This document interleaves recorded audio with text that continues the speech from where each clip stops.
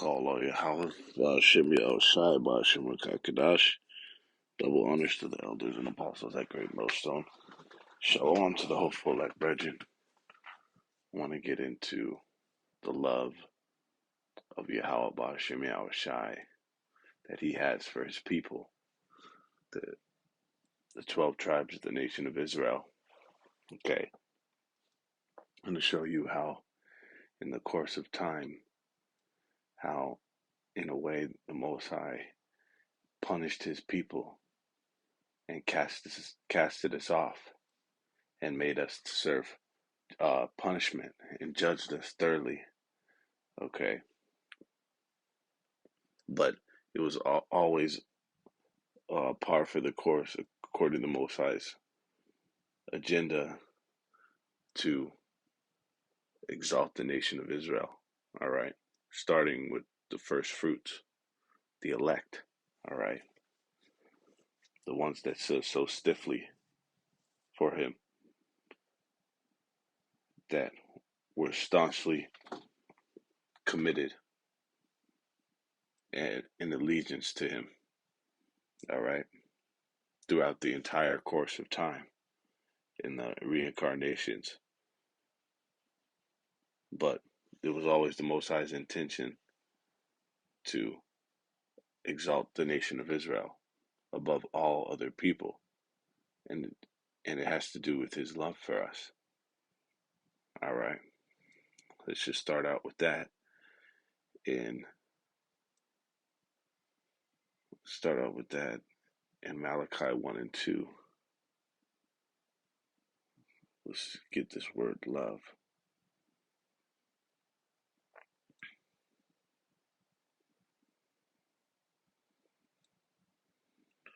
What love means. Okay. We got to get the right context.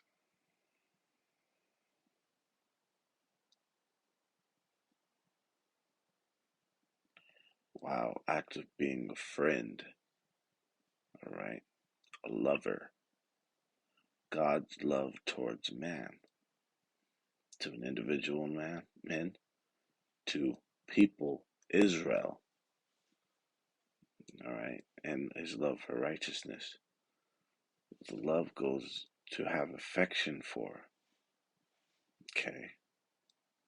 Let's get a little bit more descriptive breakdown. We're going to get it in the Webster's or the standard definition for love, an intense feeling or of deep affection. All right, a great interest and pleasure in something. Feel deep affection for, like or enjoy very much. Okay.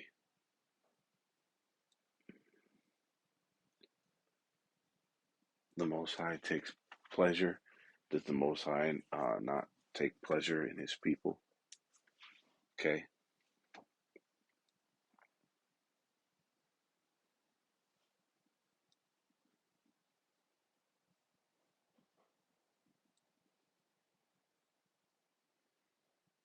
This is in Psalm 149 and 4. For Yahweh taketh pleasure in his people. He will beautify the meek with salvation.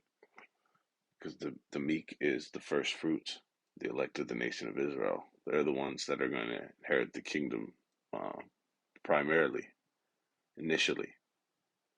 They're the ones that are going to inherit the earth. Okay? The Israel of the Most High is the one that he loveth most at this current time.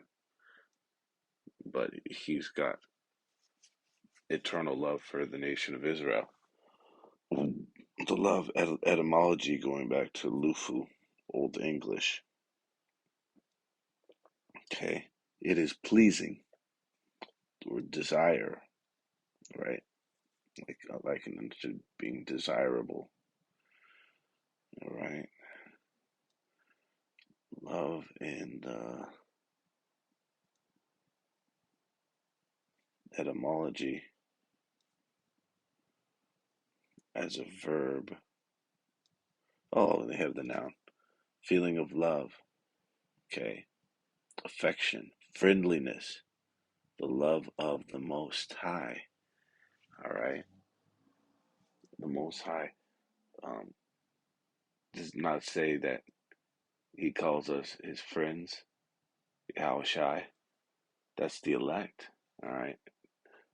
And eventually it's going to culminate in the kingdom through the entire nation of Israel are going to be near and nigh unto him, a nation of kings and priests.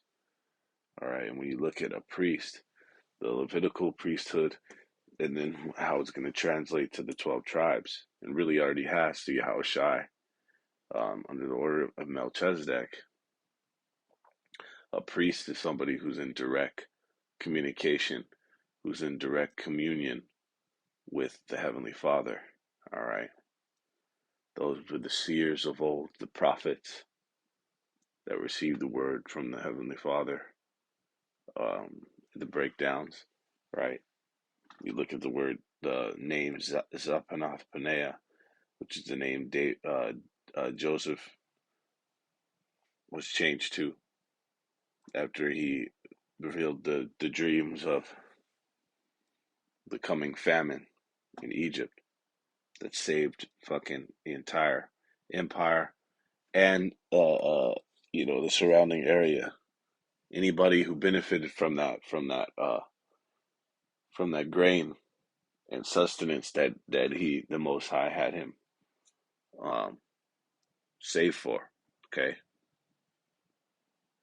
but that name Zaphanath Padan means the one who mysteries are revealed into, or an expounder of mysteries, and that's what the Most High has done for um, 1/3, primarily 144,000, the elect of his nation. Man, and he called us his friends. That's ultimate love, because he sent Yahushua primarily to die for us, and there's no greater love than a man have for a friend is if he lay down his life. And then also it says that we, the plans of the Heavenly Father are made known unto us, therefore we are his friends. Okay, joy says joy, praise. Does not the Most High is not he not going to praise the elect? It says that verbatim in the scriptures. Okay, he's going to exalt them. As a verb, check it. To feel love for, to cherish, okay, to approve. There it is. To have a passionate attachment, okay, to have a passionate attachment. The Most High is linked into us, or rather, we are linked into the Most High, okay. We have a divine attachment to the Most High. We're his children, he says. All right, and that vibration is being manifested in this time right now, in the time of the end, who his people are. All right.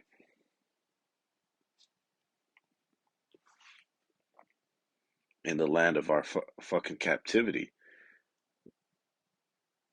it's being known that the Most High loves us. That we are primarily, first and foremost, that we are them people.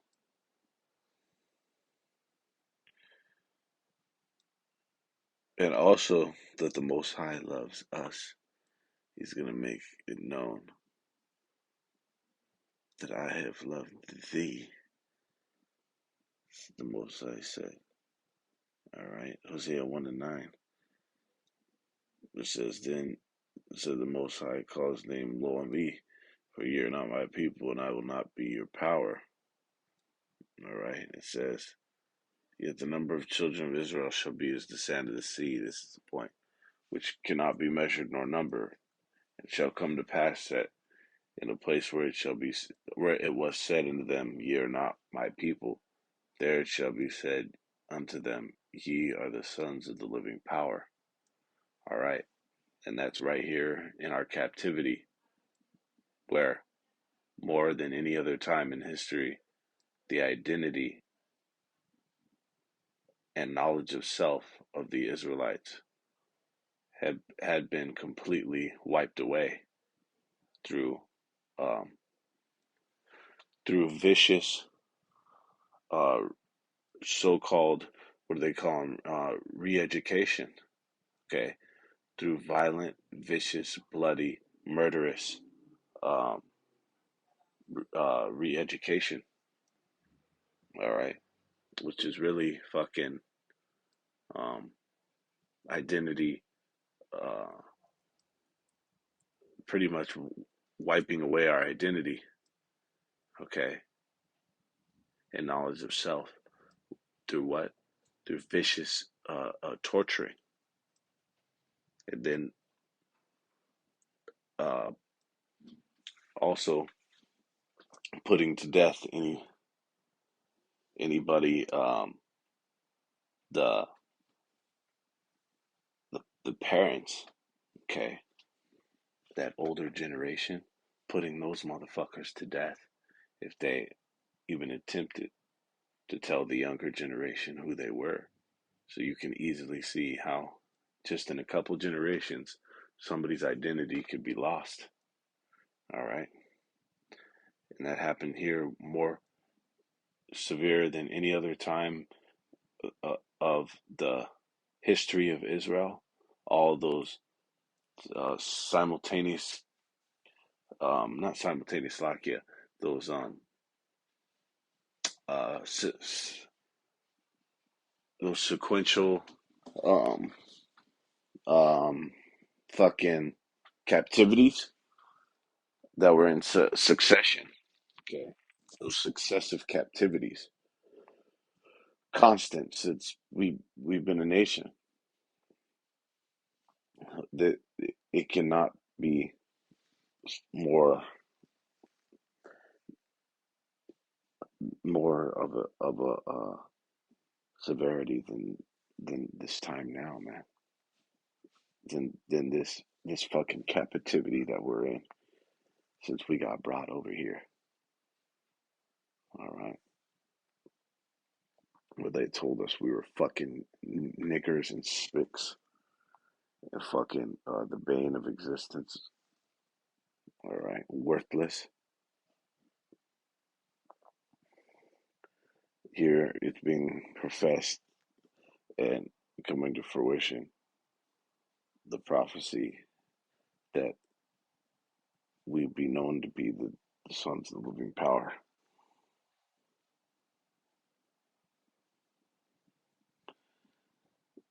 In Malachi 1 and 2, I have loved you, saith Yahweh Bashem Yahushai, yet ye say, wherein hast thou loved us? Was not Esau Jacob's brother? Saith Yahweh, yet I loved Jacob. All right, so we're going to continue to hammer this vibration home and spread it across the earth of the Most High's love for Israel. Okay, he's so much so that he likened the other nations to be as spittle, and then when you go into the nation of Esau, it's even the Most High regards them even lower than that. So in the identity, true identity, the 12 tribes of Israel being revealed is also the um, the Most High's love for His people, for that nation, for the 12, for His children is going to be accentuated. Man. Okay, that that whole concept and vibration is just going to continue to be um to be professed. Okay, this is all throughout the scriptures. This is the truth of the Bible. The defenders of the gospel are going to make our foreheads hard against theirs, and breaking down the strongholds and the all the bullshit, the, and the web of lies that that they spun, these tales about the scriptures, man. Second Edges 5 and 33, and I said, "Speak on, my Lord." Then said, then said he unto me, Thou art sore troubled in mind for Israel's sake. Lovest thou that people better than he that made them? So the Most High loves us more than any being, any of his creation uh, can possibly love anything. Okay, these people presume to think to put the Most High in a box, to compartmentalize the Heavenly Father, like he doesn't experience the things that, and the emotions, and not so much the emotions, but the different ways and things that people experience, and those feelings, so to speak, that the Most High doesn't experience those. But when you look at the different things that we experience down here, how fucking dare man try to presume to limit the Most High? Okay, like he wouldn't experience the same things that he wired and ingrained in his creation. Shows you the stupidity of the people, man. Absolutely, the Most High experiences these motions, because I don't even like the word emotion, because it's likened into being in your feelings and shit.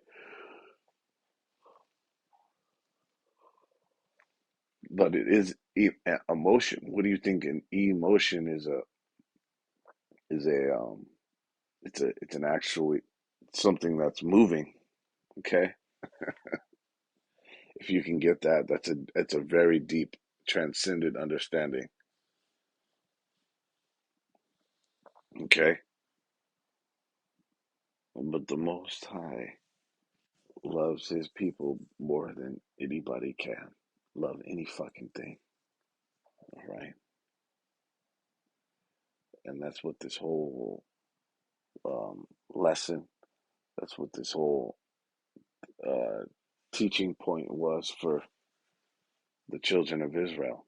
Okay, it says he nourished us with discipline. What? Why do you think he? What do you think that's talking about? He fucked us up. He jacked us up for our benefit. Like it says in the New Testament about, I believe it's in Corinthians. Let's get it, man. Let's just get it.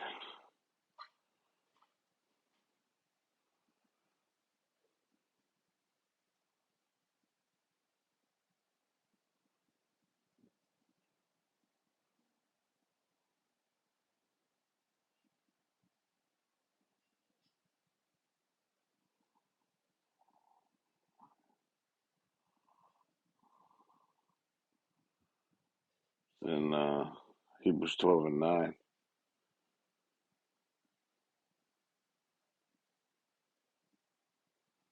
it's like here.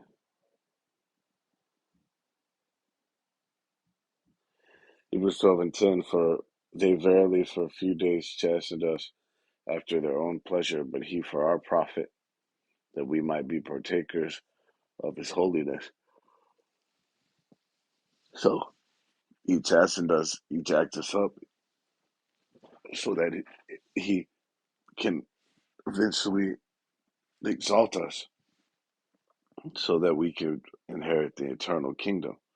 That's part being a partaker of his holiness. All right. That's the Most High's intention for the nation of Israel, and guaranteed for the, the elect, the first fruits. Okay.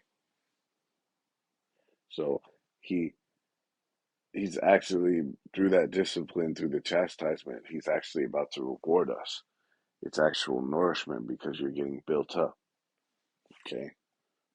That's what the Most High did for his people, and the people think. they misinterpret it.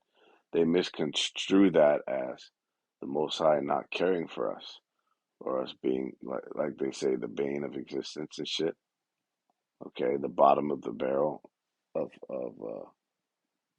all peoples. All right, and they also confuse having these little temporal riches as the Most High dealing with them. All right, but the Most High had us in this state, the children of Israel, so that He could have us in a state that this world can't even fucking fathom, man, and on an eternal status, infinite. Deuteronomy 7:7. Yahweh did not set his love upon you, nor choose you because you were more in number than any people, for you the fewest of all people. Okay. But because Yahweh loved you, and because he would keep the oath which he had sworn unto your fathers. Okay. Because the Most High is true to his word, despite the fleeting, uh, um, the despite the fleeting fucking words and intentions and promises of man, man. It hath yeah, Yahweh brought you uh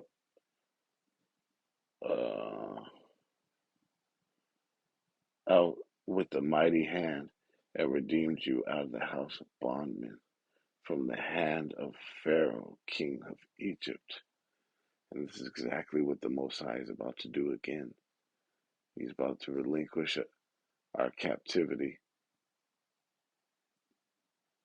that we're serving in Egypt again. Okay, it's through his love. The Most High is going to destroy this fucking place and have the 1/3 of the nation of Israel, the 144,000, be delivered, just like in the times of old. And it's going to be that final ultimate manifestation of the Most High's love for Israel. Just like it says here, it's through his love that he brought us up out of that. The mighty hand, and he's going to do it again. And that's why these motherfuckers are trembling. It's in Deuteronomy 10:15. Only Yahweh had a delight in their fathers to love them, and he chose their seed after them, even you above all people, as it is to this day. And that's our entire nation. But what else also does that go into? It goes into the the prophets, the ones that their spirits were subject into themselves, so to speak, and they came back in reincarnation, serving Yahweh Bashem Yahushai, and it's the same for this day, to this day, man. Okay, they're back. Most High willing, we're a part of that number, but you have to ask yourself, where are they? Where are those men? You definitely have to see them. Okay, they'd have to be visible, like it says in scriptures that you're going to see them. Okay, but it's mostly you could really thank the Most High for His love for who the most is for that remnant, because it says if it wasn't for the remnant, for the elect, we'd be like it unto Sodom and Gomorrah. So that the elect is like that, the foot into the kingdom, so to speak, for the 2/3, and for the world, because the world, it talks about in the scriptures about how um, in due time the Most High is going to set up one that's profitable, and then therefore the people are going to rejoice from that. Okay, this is Second Age 6:54. And after these, Adam also, whom thou madest, Salakia, Lord of all thy creatures, of him comest we all, and the people whom thou hast chosen, Salakia. The point is actually in Uh, Probably 56 or 7.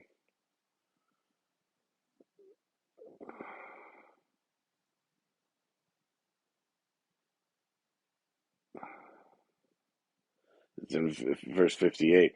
But we, thy people, whom thou hast called, thy firstborn, thy only begotten, and thy fervent lover, are given unto thy hands. So we've been, God the Most High went so far, not only is to call him in possession, my people, in the possessive, okay, but he also called us his firstborn, and then went so far as to say his only begotten, meaning no other nation. He does not take any ownership of them. Okay, he does not claim them, and that's another word for postulate or expostulate, which is the in the forward in the 1611 for Isaiah 41. The Most High is going to exalt his people, man. He's going to set them up, and he's going to yet choose Israel, and he's going to exalt them as the royal line in the kingdom. All right, so that only begotten likened unto, like it says, he's not even dealing with these other nations. He likened unto them as a drop that falleth from a vessel, spittle. Okay, they're nothing. All right, and then he says, "My thy fervent lover." Okay, which is likened into a passionate toward love affair. Okay, between a man and a woman that are infatuated with each other, man. That's how the Most High has for Israel. Ultimately, the entire nation. Well, right now, only the Israel of the Most High. I'm finishing off in 2 Esdras 5:30. If thou didst so much hate thy people, oh, Slakia, Slakia, where is this at?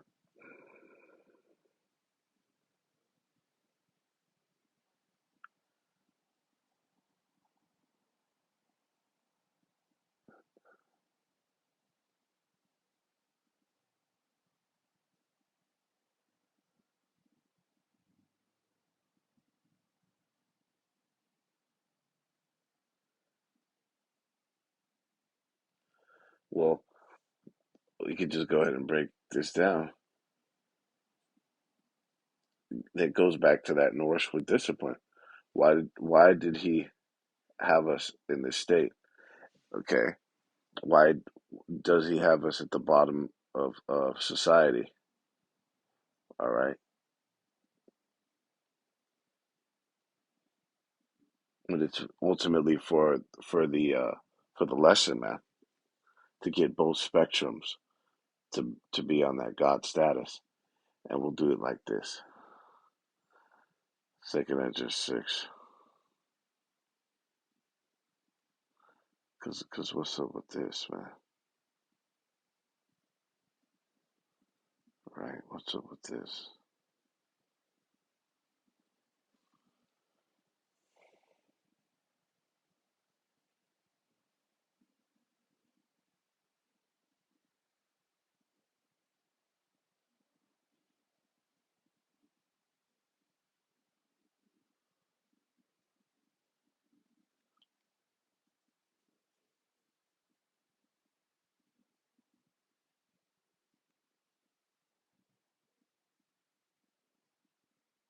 Hmm.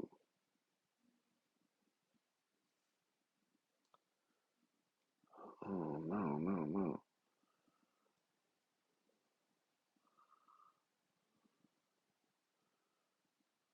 Slovakia, Slovakia. Hmm. Ah, there it is. Satan hindering Slovakia. It's a 5 and 40, of course. But just like the question he asked in second Esdras 6 and 58 or 59 or whatever it says. If we are these things, the fervent love of the only begotten, why do we not possess an inheritance with the earth, with the world? And you got these fucking heathens ruling over us. Why? It was it was for this this God status, man. That the Most High is about to exalt us to. This is in second Esdras 5 and 40. Then said he unto me, like as thou canst do none of these things that I have spoken of, even so canst thou find out my judgment, or in the end, the love that I have promised unto my people. And that's what it is, man. In the end, the last days is when it was going to be known who his people are.